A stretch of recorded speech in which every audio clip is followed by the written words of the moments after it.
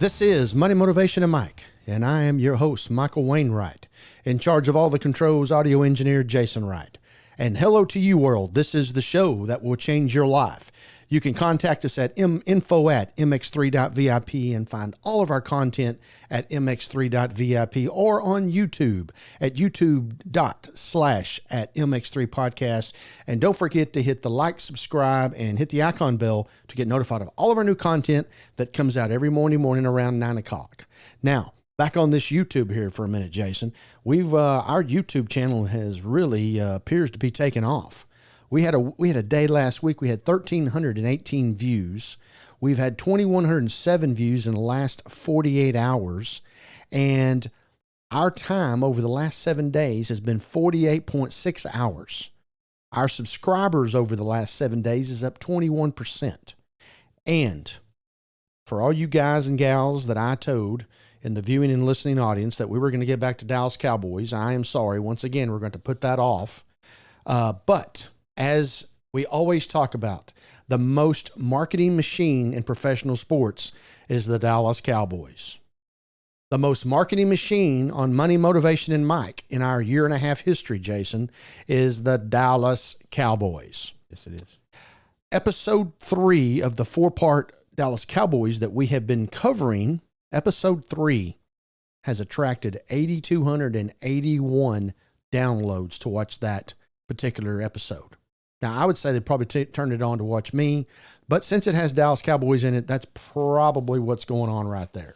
All right, one little more update, because, you know, we're trying to work real hard on current events, et cetera, and you may or may not know, and hopefully you do, that Mike Johnson, the Republican from Louisiana, is now our new House of Representatives Speaker by unanimous vote. And before we come on the air, Jason had informed me that has not happened in at least 12 to 15 years.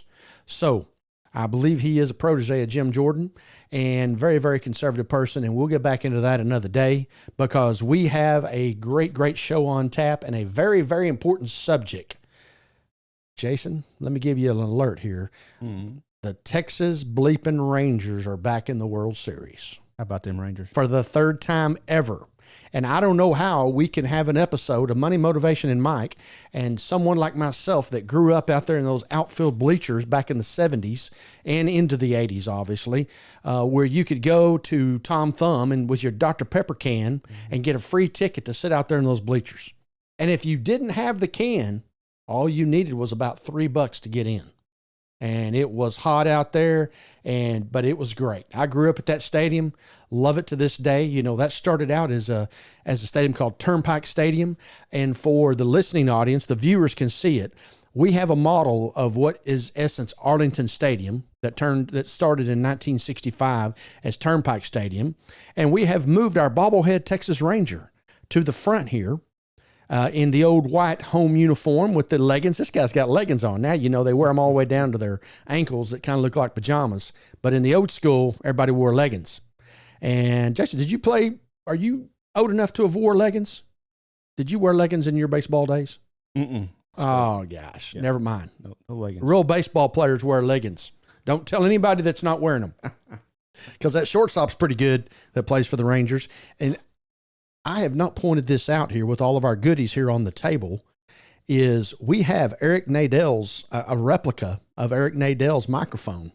He is the longtime voice of the Texas Rangers, and we've got his microphone right here. And for those of you who are driving down the road listening to the show and not viewing it on YouTube, today I have on a 1993 Nolan Ryan home jersey. White jersey, Rangers across, blue letters outlined in red.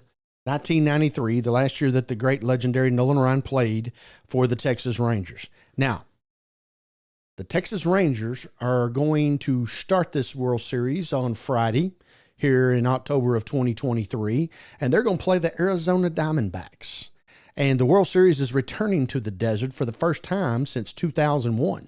Don't know if you know this, but the Arizona Diamondbacks have won a World Series. And they came into existence, I believe, in like 1998.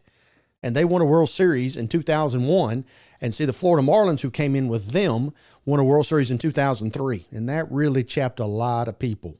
who had been watching baseball all their life. And these two expansion teams have both got World Series in the first 6 years of existence. But the Arizona Diamondbacks have made it and advanced as the winning the National League pennant, and the Rangers for the third time ever, 2010, 2011, and now in 2023 are going to be back in the World Series as well. Now, here is an interesting deal. After the pandemic, and as most of us know, there were no fans in the 2020 season, except in Texas in the playoffs. I don't know if you remember that, Jason. Nobody. There was no fans in Major League Baseball in 2020 until they got to the playoffs. And if you recall, they moved the National League playoffs to Globe Life Field, which is where the Rangers play now. And they moved the American League playoffs to Houston, which is where the Houston Astros, that just got defeated by your Texas Rangers here this last week over at the Juice Box, as we call it, better known as Minute Maid Park. And also at one time was in Enron Field, but you know about Enron and how all that went down. Indeed. Nevertheless, these two teams have taken some crazy directions, some crazy paths, been on a crazy railroad train since the 2021. I said that 2020, but then life kind of got back to a little bit of normal, not as normal as it ever will be before 2020. Now, let me give you some numbers here. If I told you what 212 means, would you know? Probably not. And nobody, there might be one or two on our show. You know what? I'm not going to say that. I'm going to say it'd be a lot because we have a quite educated listening and viewing audience. The first number is 212. The second number is 182. And the third number is 394.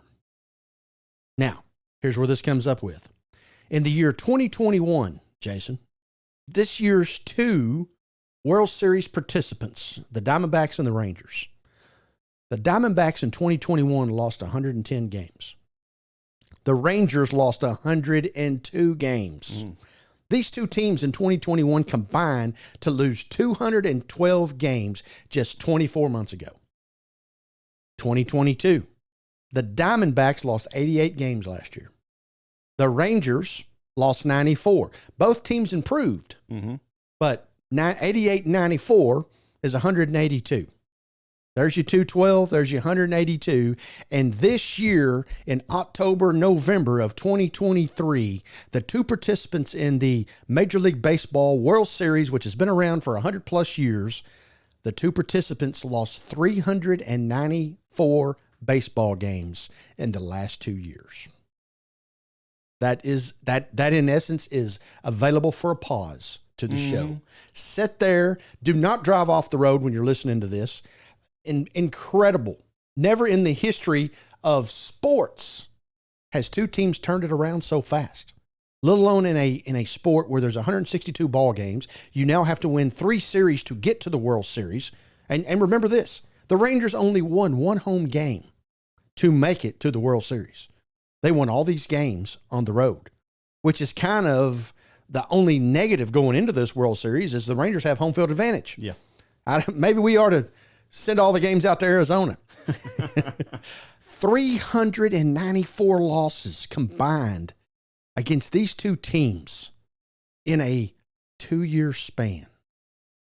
That is just astronomically crazy.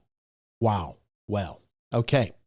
Well, over here at Money Motivation and Mike, over the next couple episodes, we are going to focus on the Texas Rangers until this World Series is over with. I mean, we sit here and we talk about the Dallas Cowboys and we've talked about other teams and football, and it is football season and some of my favorite teams are playing well, et cetera, et cetera.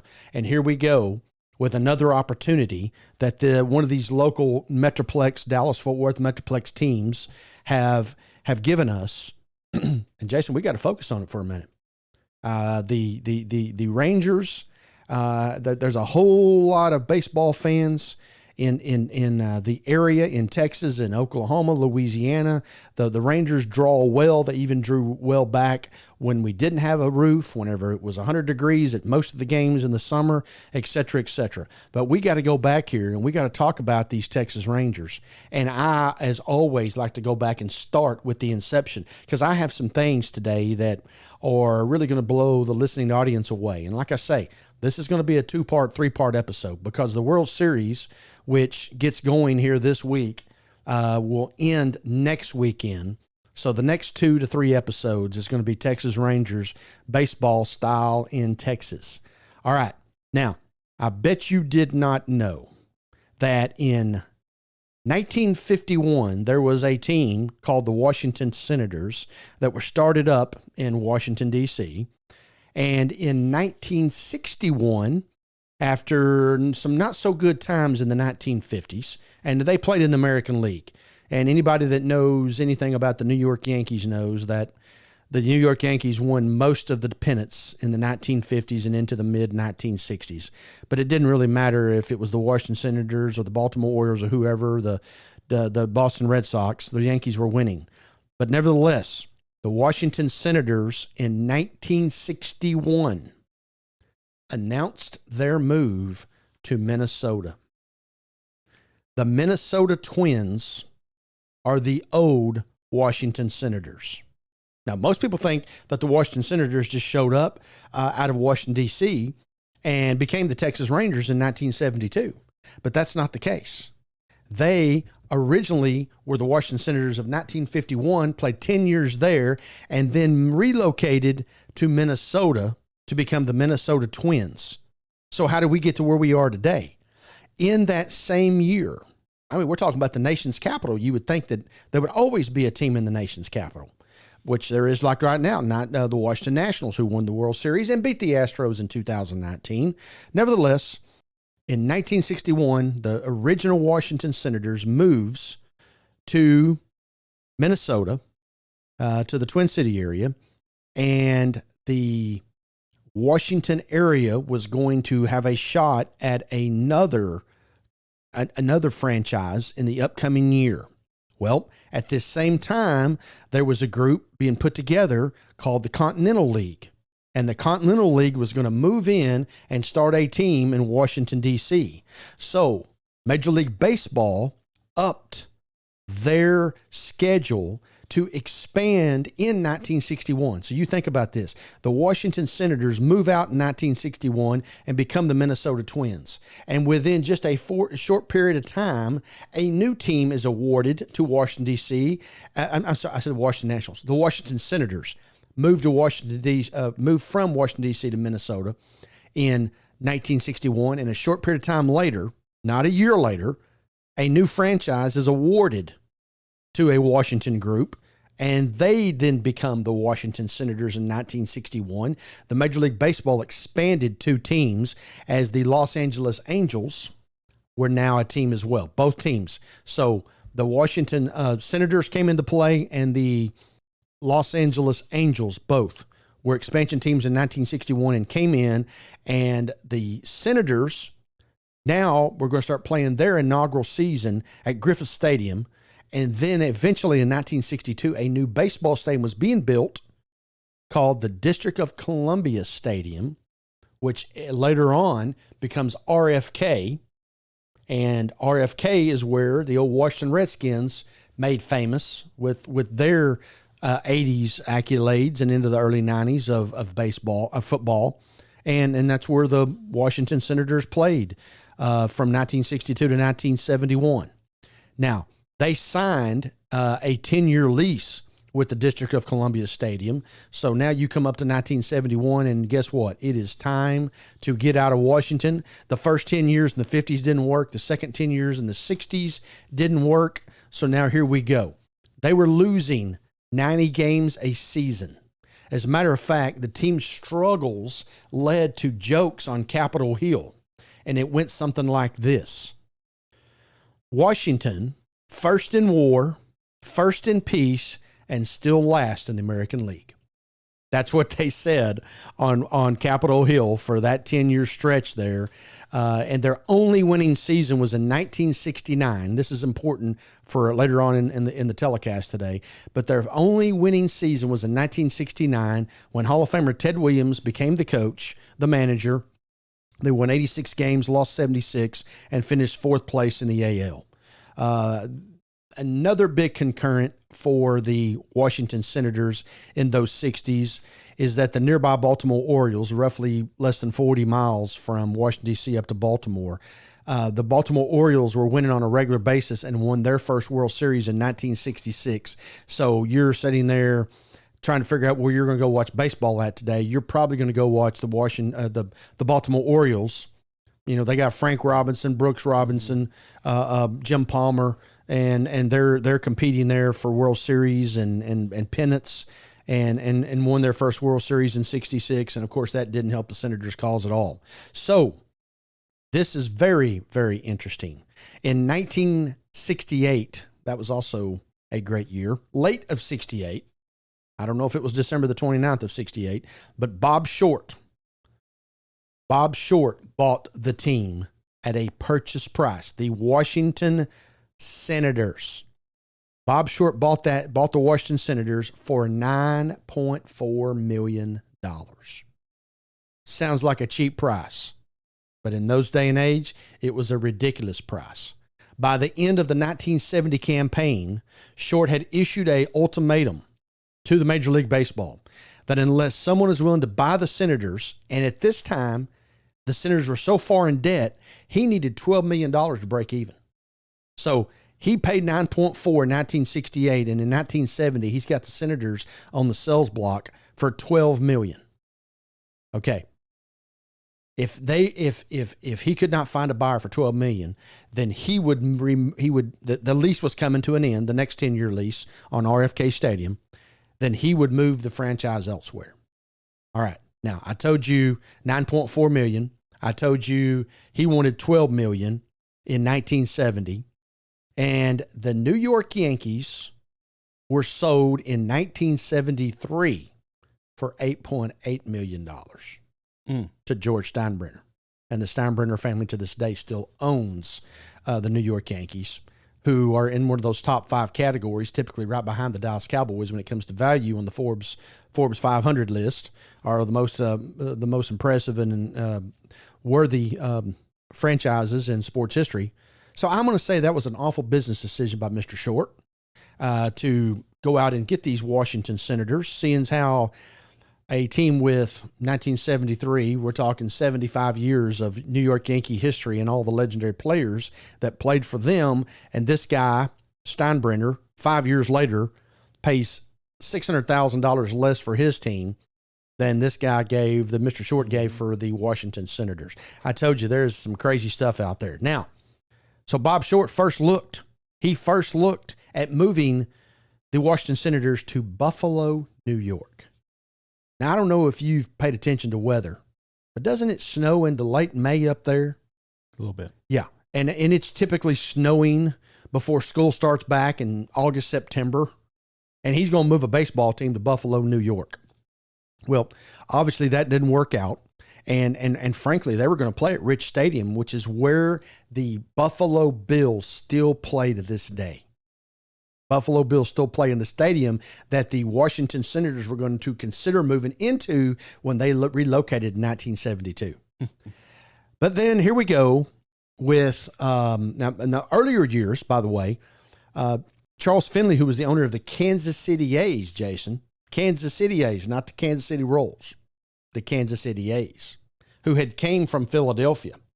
And he was having no good in the middle of Kansas City, and he was looking to relocate. And his first choice was Dallas. As we all know, the Oakland A's, which are now fixing to be the Las Vegas A's, came from Kansas City, who came from Philadelphia. But the Kansas City A's were that close to moving to Arlington. And we're going to get into this Arlington Stadium here momentarily in just a minute.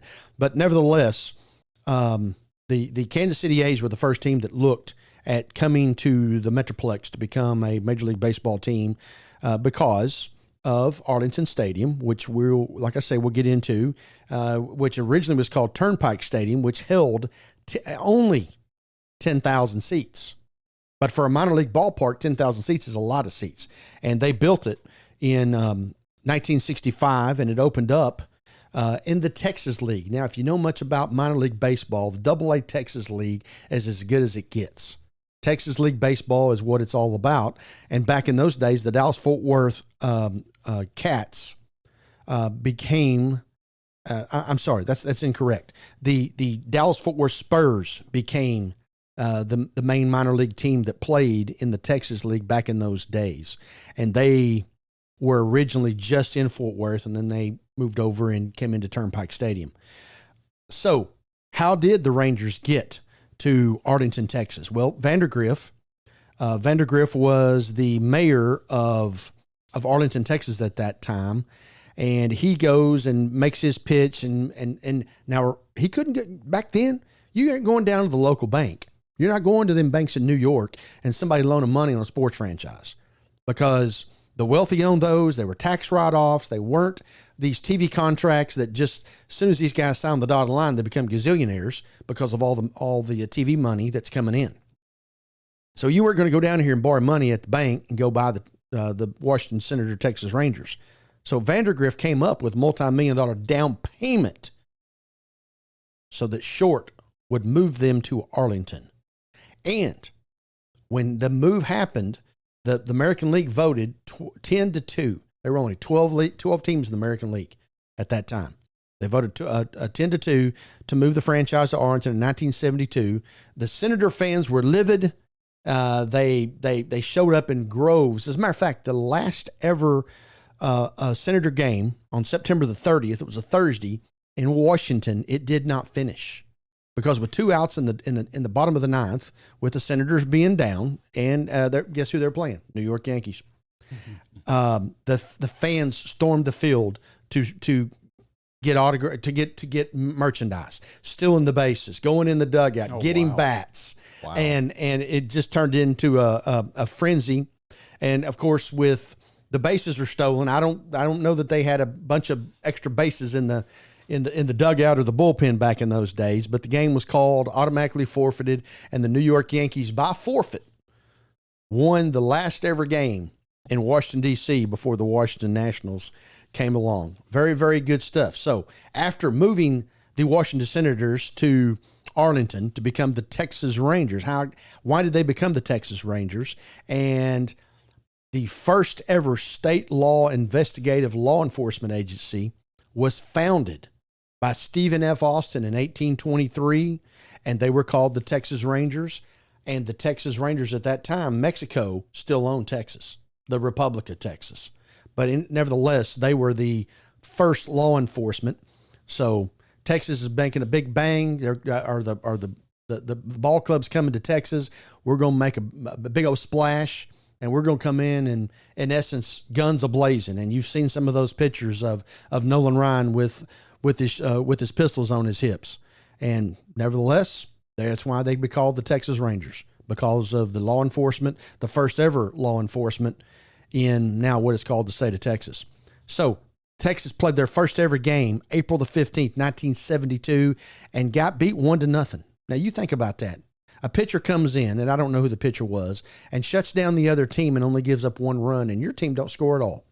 But nevertheless, that was with our expansion cousins from 1961, which is now called the California Angels. They were called the Los Angeles Angels when they came into town. Now they are the California Angels. So nevertheless, Texas did win on game 2. They defeated the Angels 5-1 to become their first ever victory in club franchise history. Now, in 1974, the Rangers experienced their first winning season after finishing last place both in 72 and 73. They finished second in the American League West with an 84-76 record. Now, if you go back, the first winning season by the Nationals, or the Senators, won 84 games under Ted Williams. We now come and win 84 games in 1974 under legendary, iconic coach Billy Martin, who had not yet become a Yankee coach because he ended up taking the Yankees to World Series there in the late 70s. In 1974, the Rangers they were. Now, the articles and information that I got, at that time, they were the only Major League Baseball team to finish above 500 after 2 consecutive 100-loss seasons. The 1974 Rangers had a winning record and finished second in the American League West after losing 100 games in the previous 2 years. Now, when I started off this episode and I talked about the fact that all these losses that come along with the Arizona Diamondbacks and the Texas Rangers, and Texas goes from losing 100 games to winning 84 games in one season. Now, they did lose it back-to-back and become the first ever team and the only team to ever lose 100 games in back-to-back seasons and then come back and finish with a 500 record. Okay, so the Rangers lost 102 games 2 years ago, 94 games. Now, I know that's still 6 away, but the Rangers themselves lost 196 games in the last 2 years. And, Jason, I don't know if you've heard, they're in the World Series 12 months later. I think I heard it in passing. Yes, you did. You did. All right. Hey, that 1974 season, and then I know here at Money Motivation and Mike, we're coming here to close, and I love this Turnpike Stadium stuff, and we may not be able to get to it today, but that 1974 season kind of put not only the Texas Rangers, but the franchise, the ball club that started out as the Washington Senators, it put everybody on the map. And here's the reason why. Because Mike Hargrove, the first baseman, was awarded the American League Rookie of the Year. Billy Martin was named American League Manager of the Year. Jeff Burroughs, you ever heard of that name? Jeff Burroughs, the first ever MVP of the Rangers. And the Rangers have several MVPs. And Ferguson Jenkins was named Comeback Player of the Year after winning 25 games, which is still to this day a club record for Ranger pitchers. 25 games. The record's only 30, Jason. And Ferguson Jenkins won 25. So it was a very, very good year. The late 70s was so-so. The 80s were not very good. The 90s, we kind of got it going together because the Rangers have made 9 appearances in Major League postseason, and 7 of those are as division champions. So if you remember back in our first year, 96, and the Rangers won their first ever playoff game against the New York Yankees and basically had game 2 won, and we threw the ball down the first base line on a bunt and ended up getting beat. So we play 96, 98, and 99. Now, if you remember the significance of those years, as well as 2000 and into 2001, those were the Yankee legendary years. That was really the last kind of dynasty that Major League Baseball had. I know the Atlanta Braves won a division forever, but they only won 1 World Series there in those 90s and into the 2000s. But in 96, 98, 99, you got the Texas Rangers getting beat every year by the New York Yankees. And the New York Yankees are going on and beating and winning the World Series. Okay. And then they won it again in the year 2000.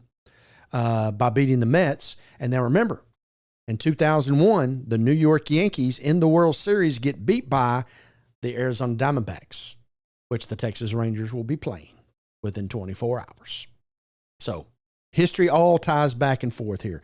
Won the division 7 times, 96, 98, 99, 2010, 2011, the 2 years we did go to the World Series. And I'm just going to have to bring it up in 2011. We were 1 strike away twice against the St. Louis Cardinals. And forever, misery. But not this year. Not this year. This year is the year. We will be on this show in the next couple of weeks with World Series Championship. You've heard it right here. Call your sports bookies or wherever you go to your next door neighbor, put in a $5 bet, whatever you're going to do.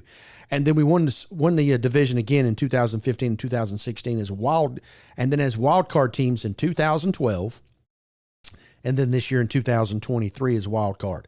Prior to 2010, the Rangers were the only professional sports franchise to have never advanced past the first round of the playoffs. The football, baseball, hockey, basketball, I think it's 123 teams. The Rangers going into the 2010 season were the only franchise to have never won a series and advanced past the opening round. How about that? Well, nevertheless, that's over and behind us and everything else. And we played the San Francisco Giants that year, who, by the way, was coached by Bruce Bochy, who is now the Rangers coach. And it's just all ties together here, Jason. This is good stuff. I mean, I've even got the Arizona Diamondbacks in here from 2001 and those Yankee teams. I mean, this is what it's all about right here. Okay. The Rangers are the oldest major league team to never have won a World Series, and in 62 years are the second active longest team to have not won a World Series, a championship, behind now what's called the Cleveland Guardians. Now they're the Cleveland Indians. So we're the oldest franchise to have not won the World Series, and we are on the second oldest drought, because I believe the Indians won it in the 50s, 59, I believe. But nevertheless, we are on the longest drought in baseball without ever winning. Because, see, the Seattle Mariners and some of those teams, the Rockies, they're all expansion teams later on, including the Montreal Expos, who are now the Washington Nationals, by the way. But nevertheless, we're on the longest drought of a team. And this goes back to 1961, because that's when I said 62 years. It doesn't go from 72, it goes from 61, excuse me. We're on the longest drought of 62 years without winning a World Series. And we are on the second longest drought without a championship ever, right in front of the Cleveland Guardian Indians. So there you go. How about that? Now, one last thing I'm going to leave you here with, which is this tidbit, and it all ain't going to matter after we beat the Arizona Diamondbacks. Right. From 1961 through the 2022 season, the Texas Rangers' all-time regular season win-loss record, we have 4,650 victories and 5,146 losses. That is a .475 clip. So what I'm pointing out here is the Texas Ranger fan base has been dealing with losing for a long time, and it stops right now. In the next 2 weeks, the Texas Rangers will bring home the championship, and we can finally get that one pitch twice in 2011 at the hands of the St. Louis Cardinals behind us. Now, we are way deep into this episode here at Money, Motivation, and Mike, and as you can tell, I've got a lot of stuff to talk about. I've got this stadium out here on the table that brings me back to one of our childhood memories of bat night. Mm-hmm. And, like I told you, it was cheap to get in that outfield, and that was general admission out there. Yes. There was no reserve seats. It was a free-for-all when those gates opened.